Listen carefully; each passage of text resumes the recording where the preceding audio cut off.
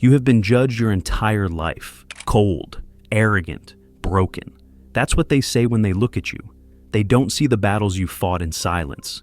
They don't understand the gravity you carry into every room.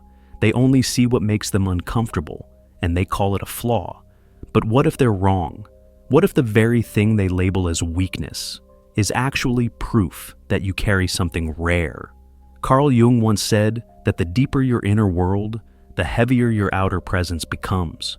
People who carry a rare aura are almost never understood at first. Instead, they're feared, misjudged, rejected. Because your aura doesn't smile on command. It doesn't bend to fit the room. It doesn't play the clown just to feel accepted, and that unsettles people. It reminds them of what they've buried, their shadows, their lies, their hidden fears. So, they misread you. They whisper. They avoid. They accuse. And all this time, you've been told, change yourself, be softer, be easier. But you've felt it, haven't you?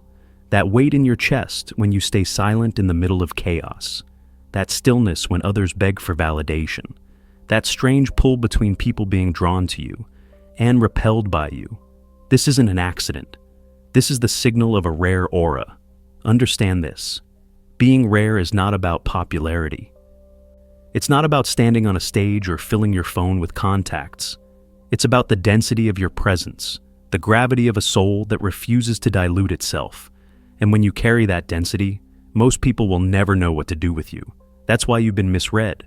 That's why you've been accused of being cold when, in reality, you were simply honest. That's why you've been called arrogant when, in truth, you were simply unwilling to beg. That's why they've said you're broken, when all along, you were simply rare. And here is the painful truth.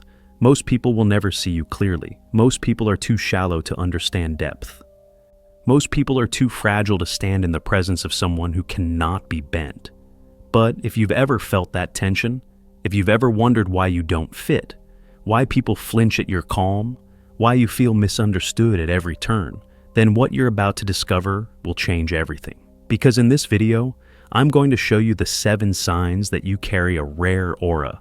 The signs that explain why you've been misread, why you've been isolated, and why you've been quietly feared. By the end, you won't see yourself as broken anymore. You'll see yourself as untouchable.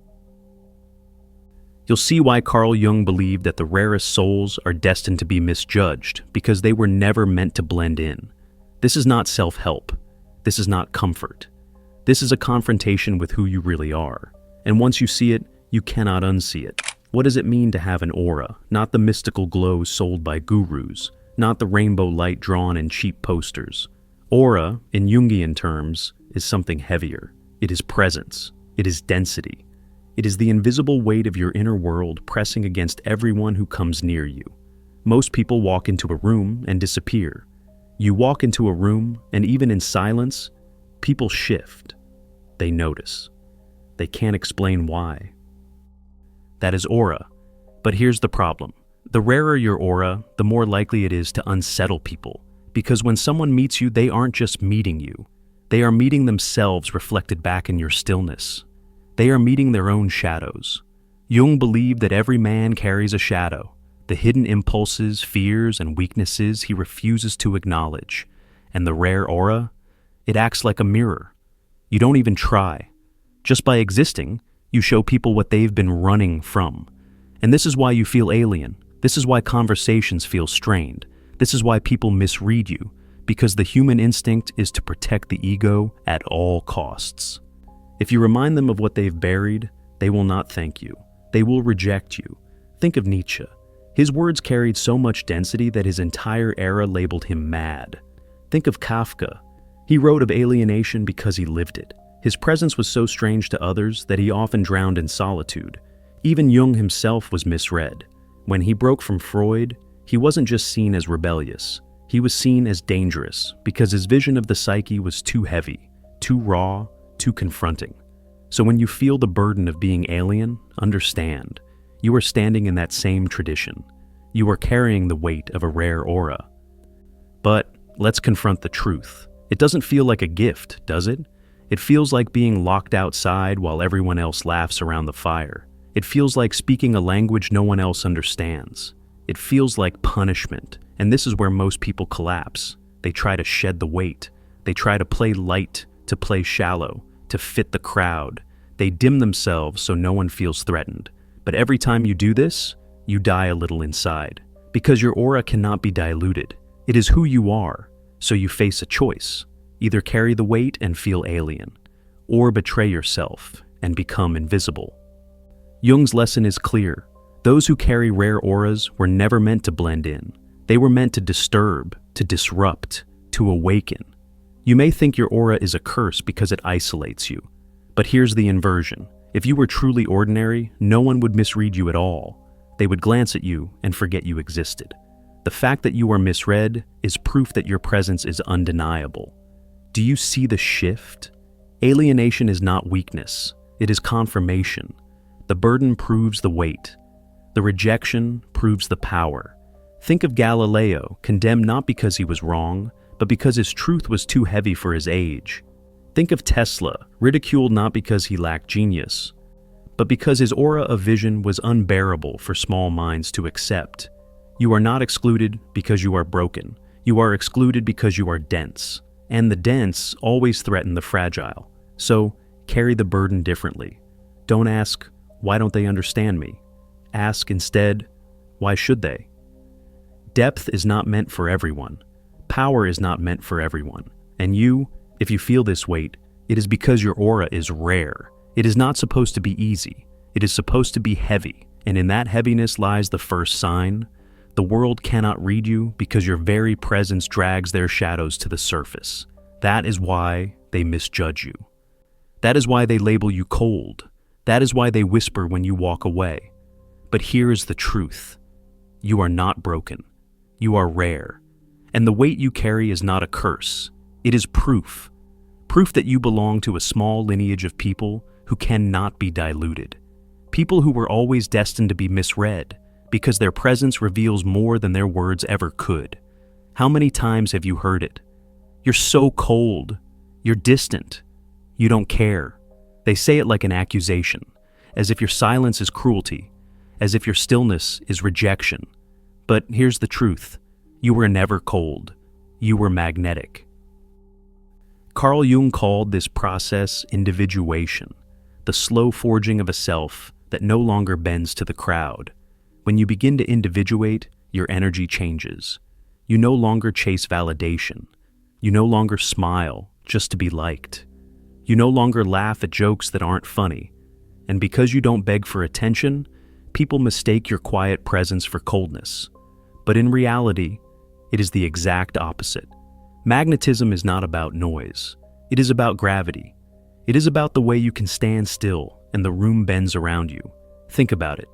The most magnetic figures in history were never the loudest. They were the ones who could sit in silence and still command attention. Marcus Aurelius, the emperor-philosopher, was feared not because he shouted, but because he carried himself with quiet dignity. His silence in the Senate was heavier than the words of 100 flatterers. Arthur Schopenhauer was called bitter and aloof by his peers, but his presence carried such intellectual density that his ideas cut through centuries of philosophy. His so-called coldness was simply the refusal to decorate lies. And Einstein himself, misread by many as absent-minded or detached, was magnetic precisely because he wasn't caught in shallow noise. His mind orbited deeper patterns, and people could feel it even if they couldn't understand it. Do you see the pattern? The aura of individuation doesn't scream. It doesn't chase. It doesn't flatter. It stands. And standing still is misread as cold only by those addicted to chaos. This is why people reject you. They crave reassurance. They want every silence filled, every moment validated, every insecurity soothed. And when you don't give them that, they call you cold. But your refusal to beg for attention is not coldness. It is proof of magnetism. Because true magnetism is not about reaching out. It is about drawing in, not about chasing, but about pulling, not about noise, but about weight. The weak radiate warmth that evaporates instantly. The rare aura radiates gravity, and gravity cannot be ignored. And here is the paradox. The very thing they accuse you of, coldness, is what makes you unforgettable. You don't give them comfort, you give them tension. and tension is far more powerful. Jung understood this. He knew that individuation isolates before it integrates. When you step outside the collective mask, the crowd cannot read you. They project their own fears, their own fragility, their own longing for approval. So they call you cold, because they cannot name what they feel. They cannot admit that your silence unsettles them. They cannot confess that your presence draws them in against their will.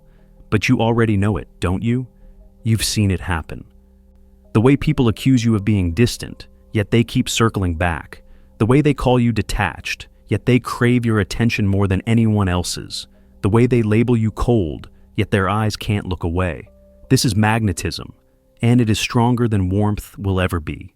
So understand this, being called cold is not an insult. It is an admission. It is proof that your aura unsettles them, that your silence weighs more than their noise, that your refusal to beg for attention exposes how desperately they seek it. You are not cold. You are rare, you are magnetic, and every time someone accuses you of being distant, you should hear what they are really saying. Your presence affects me in ways I can't explain.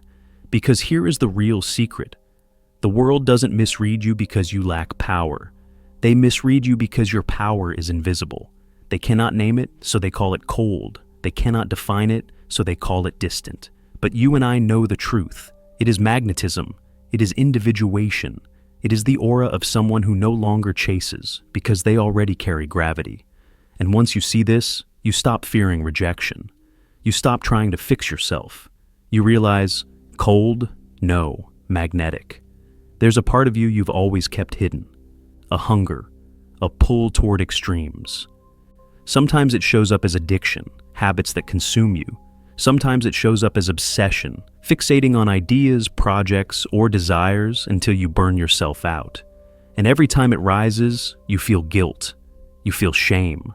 You tell yourself, I'm weak, I'm broken, I need to control this. But what if you've been reading it wrong? Carl Jung saw addiction not as random failure, but as signal. He wrote that compulsions are symptoms of the shadow, the divided parts of the psyche that we've buried and denied.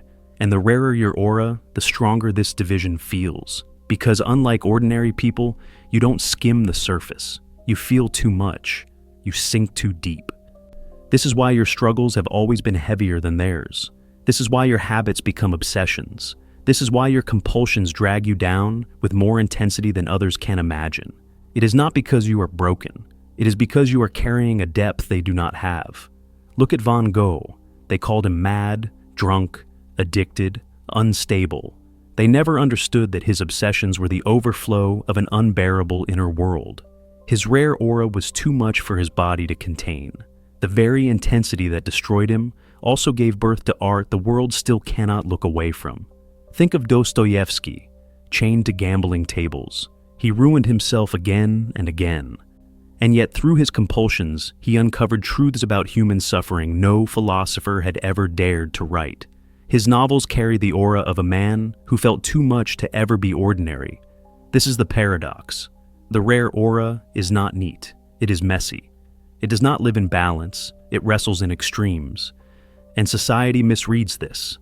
They see your addiction and call you weak. They see your obsession and call you unhealthy. They see your intensity and call you unstable. But Jung would tell you, these are not signs of weakness. They are clues. They are signals pointing to the shadow you've been ignoring. And until you face that shadow, it will keep breaking through in compulsions. This is why people who carry rare auras often live in cycles of obsession, collapse, recovery, and obsession again. Their psyche is fighting for integration. Their depth is trying to find order. So hear me. Your addictions and obsessions are not random defects. They are proof that your aura is pulling you into confrontation with yourself. The shallow man doesn't wrestle with addiction. He has nothing deep enough to divide him. His aura is thin, forgettable, unremarkable. Yours is heavy, and heaviness always cracks the surface. The question is not whether you will feel these extremes. You will. The question is whether you will drown in them, or integrate them into power. Jung believed that to integrate the shadow is the highest task of the psyche, to confront the compulsion, not with guilt, but with awareness, to ask, what is this hunger pointing to? What am I refusing to face? Because when you stop seeing addiction as shame and start seeing it as signal, the meaning changes. What once made you feel broken now makes you realize, I am divided, but not destroyed. I am called to integrate what others run from. And when you begin this work, shadow work, the aura shifts. It stops leaking through self-destruction. It starts radiating as depth. Your presence becomes heavier, sharper, undeniable. Do you see it?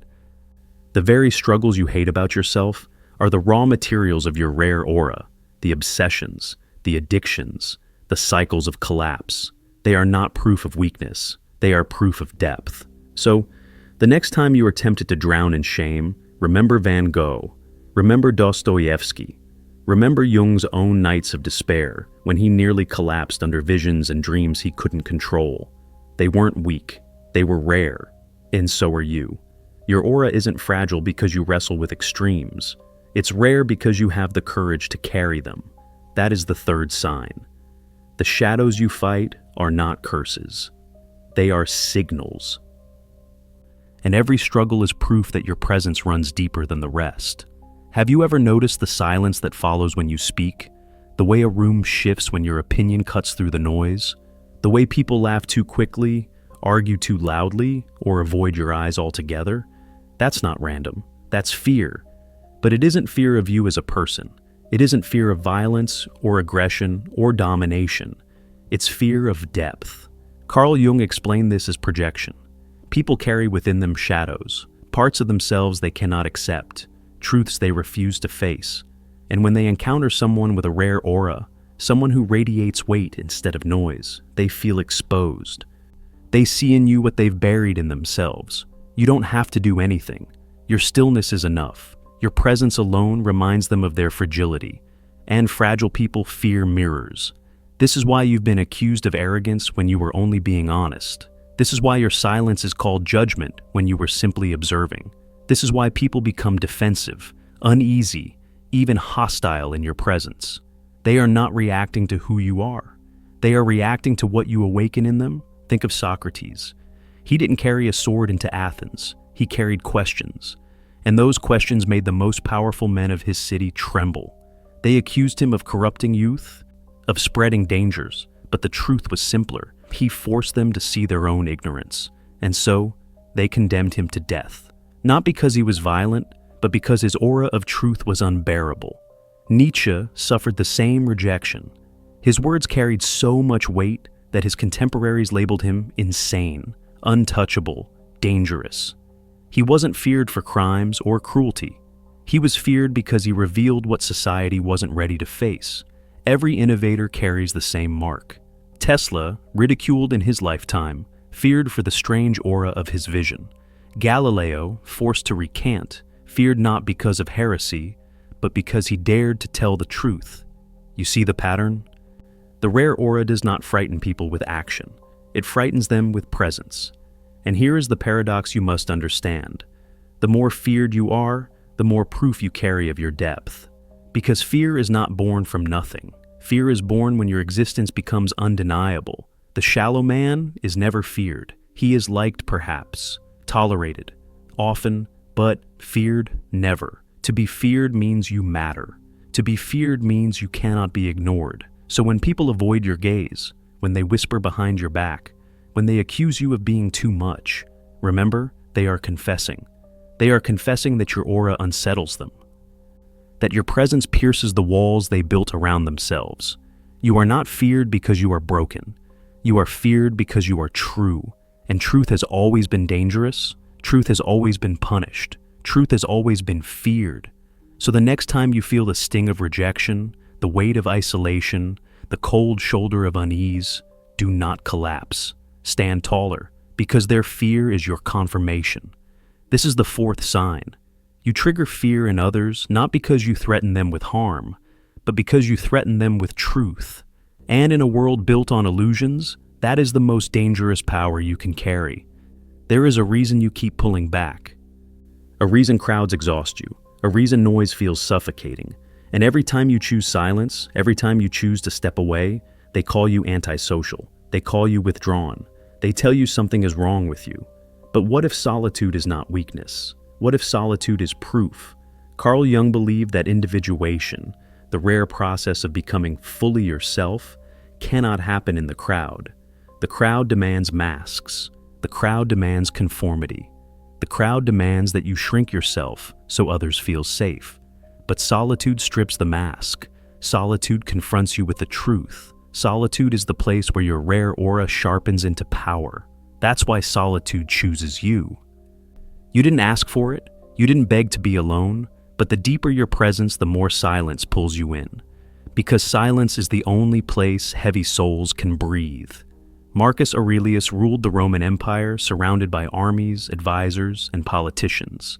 But he wrote his meditations in the quiet of his own company. His deepest strength was not forged in applause, it was forged in solitude. Nietzsche warned that those who cannot stand solitude will never become who they are. He knew that rare auras are not shaped by endless interaction, but by the fire of being alone with their own thoughts. And you have felt it too. The tension between longing for connection and knowing that connection often means dilution. The ache of loneliness mixed with the strange relief of retreat. Here is the inversion you must see. Loneliness is not the same as solitude. Loneliness is hunger. Solitude is strength. Loneliness is emptiness. Solitude is density. Most people run from solitude because it terrifies them. Left alone, they would have to meet their own shadows. They would have to face the hollowness they've been hiding. So they drown themselves in endless noise, scrolling, drinking, talking, anything to avoid silence. But you carry a rare aura. And the rare aura is not afraid of silence. The rare aura seeks it. Because only in solitude do you integrate the chaos inside. Yes, it hurts. Yes, it isolates. Yes, it makes others misread you. But solitude is not a curse. It is a crucible. It burns away weakness. It reveals who you are when no one is watching. That is why solitude chooses you. Not because you are broken, but because you are rare. Not because you are cursed, but because you are being forged. So, when they call you antisocial, when they mock you for stepping back, when they misread your silence as emptiness, remember this. They are confessing their fear. They cannot stand what you carry, so they call it a flaw. But solitude is not your flaw. It is your crown. This is the fifth sign. The world may see absence, but in truth, solitude is where your aura becomes untouchable. You've carried the weight. You've been called cold.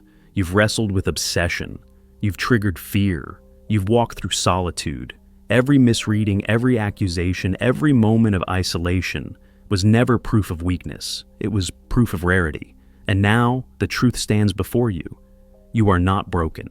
You are not misunderstood. You are untouchable. This is the turning point.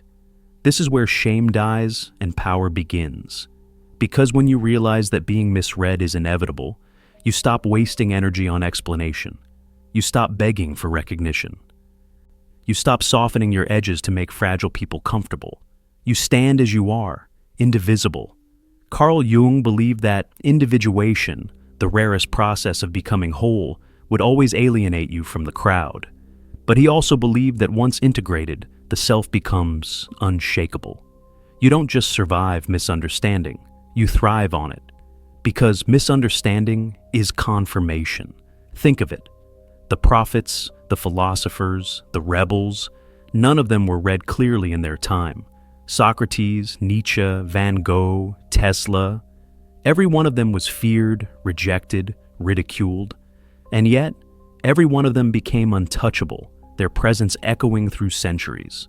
This is your path. To be misread is not your curse, it is your crown. To be feared is not your punishment, it is your proof. And now, the shift. You stop seeing yourself as the outcast. You start seeing yourself as the anomaly. You stop asking, why don't they understand me? You start declaring, they don't have to. Because power is not in being understood. Power is in being undeniable. You are not the weak one in the room. You are the mirror. You are the silence that unsettles. You are the depth that cannot be named. From now on, you carry this truth. You are rare. You are indivisible. You are untouchable. And the more they misread you, the more proof you carry that your aura is real. From this moment forward, never explain yourself again. Never dilute. Never bow to the shallow gaze of those who cannot see. Let them call you cold. Let them call you arrogant. Let them call you distant. Every insult is a confession. Every rejection is a signal. Every whisper behind your back is proof that your aura unsettles the fragile. So let them misread you, because the misreading is the revelation. You are rare. You are heavy. You are feared. And you are untouchable. This is not motivation. This is initiation. You don't leave this video the same as you entered. You leave as one of the few who carry what Jung called individuation, the rarest path, the heaviest crown. So, take this oath. Never explain, never dilute, never bend to make them comfortable. Stand in the silence that others fear. Carry the weight they cannot name. Become the presence that cannot be ignored. This is your aura. This is your burden. This is your crown. And if you're ready to claim it, step deeper. This channel is where the forbidden truths live, the ones society hides, the ones philosophers bled to deliver. Subscribe and carry this knowledge forward. And when you're ready to go further, watch the next video waiting for you now. Because if this one revealed why you've been misread, the next will show you how to weaponize it. Remember, you are not broken. You are rare. And from today forward, you are untouchable.